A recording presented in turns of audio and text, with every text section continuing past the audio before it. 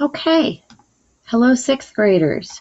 Here we are, and we are in Bend 2 of the Personal Narrative Writing Unit. Bend 2 means part 2. Okay, and you have been practicing writing different personal narratives from your own life. And so I'm sure that you have at least, a few, maybe three, maybe four stories that you have started from your own life.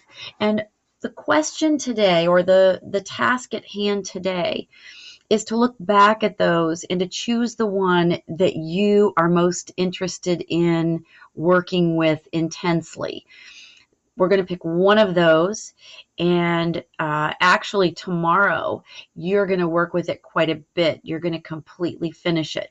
But today, our job is to engineer a great, intriguing lead.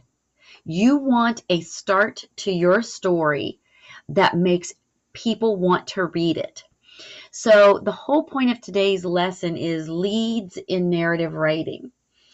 And this handout has six different ones, three on one side and three on the other. And what makes this really a nice handout is it gives you an idea of what you don't want to do and then a better idea of how to do that. So the first one is a talking lead. This lead begins with dialogue, right? Quotation marks around what someone is saying. So here would be a boring start. There was a bat in our house last summer. Someone's just telling you something that happened. Here's what would be better. Quick, hit the floor, my dad yelled. Whatever you do, don't look up, my mother added as I dropped to the floor and slid myself under my bed. It was a terrifying night for my family when we discovered a bat in our house. Dialogue. All right. That is a great way to start.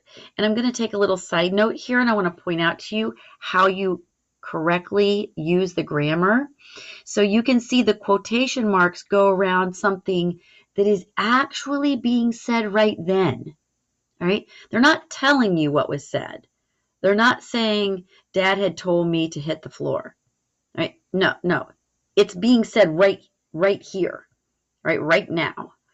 And so that's when you put the quotation marks around, and quotation marks wrap everything. So they wrap the comma on the inside. Commas go on the inside of the quotation marks. All right. And I think most of you know too that every time someone different talks, you should indent and start a new paragraph. All right. All right. So let's move on to the next idea. All right. For a great lead. Sound effect. This lead gets the reader quickly involved in the story by starting with an event or some kind of action. This would be boring. There was a loud storm outside my house last night. Better. Smash! The window cracked, the wind howled, and the door flung open. Rain poured in through the screen, drenching the welcome mat inside our house. I will never forget the fierce storm that invaded my house last night. All right, so we get some onomatopoeia, words like smash, cracked, howled, right? And we can envision this, right? This is so much worse than there was a loud storm. All right, the next idea is action. All right, let's have some action. You can get the reader quickly involved in the story by starting with an exciting event or some kind of action. Here's boring. I was excited for my birthday party. How about better? I threw on my favorite red dress and scrambled down the stairs as fast as I could. It was my 8th birthday, and I couldn't wait for the party to begin. All right, so we get all of these actions, all right, by the girl who's about to celebrate her birthday party. This next one is a snapshot lead.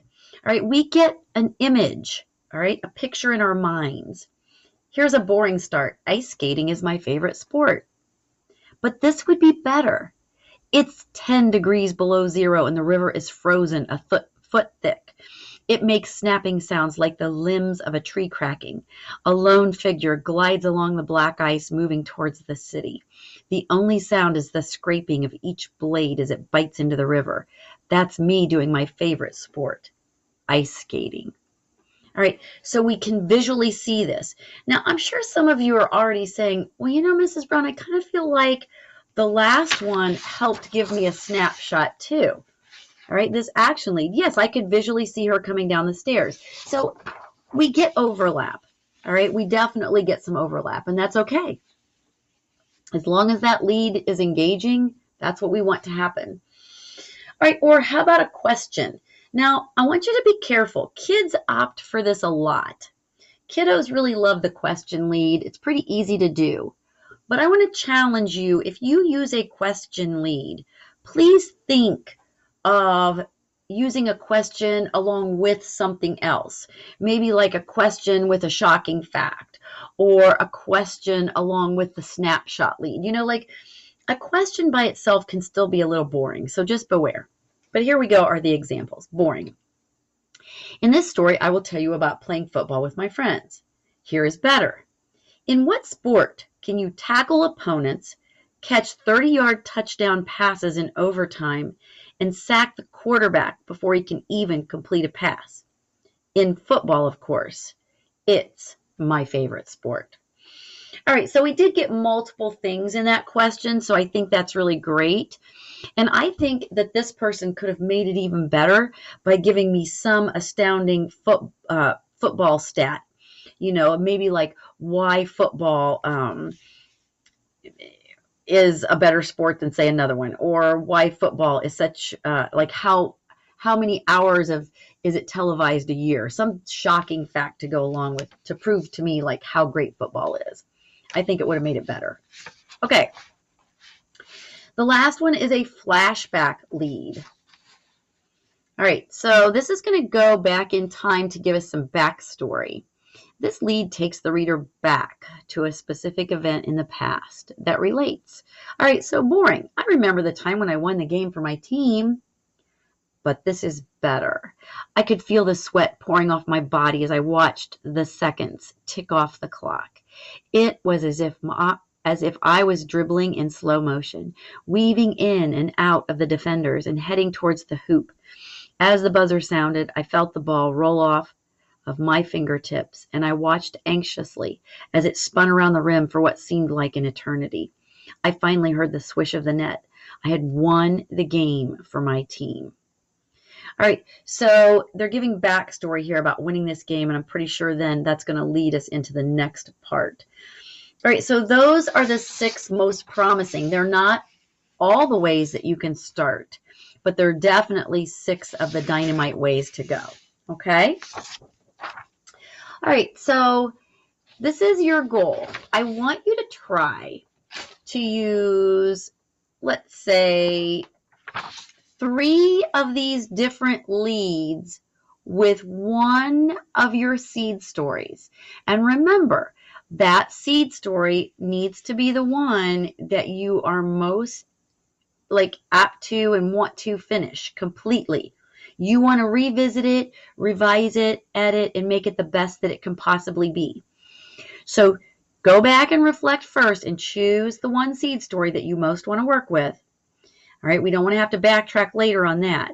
And then I want you to try out 3 of these leads with that story. So maybe you're going to try to do one where there's dialogue at the beginning. Maybe you want to try one with action. And maybe you're going to try one with a snapshot where like you create this image.